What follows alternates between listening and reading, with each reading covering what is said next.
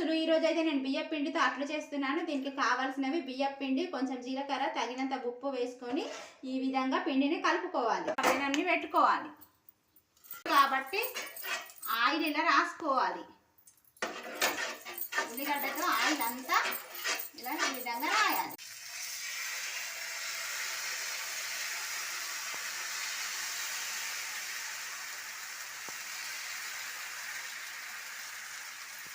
అందుకోసం ఈ మూత పెడుతున్నా. దీనికి ఈ మూత తీసేద్దాం.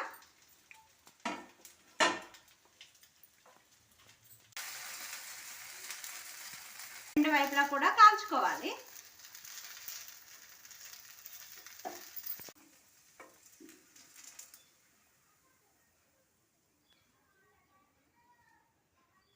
అంతే, అప్పటికప్పుడు 5 నిమిషాల్లో చేసుకునే బియ్యం పిండి అట్లు రెడీ. మీరు కూడా తప్పకుండా ట్రై చేయండి.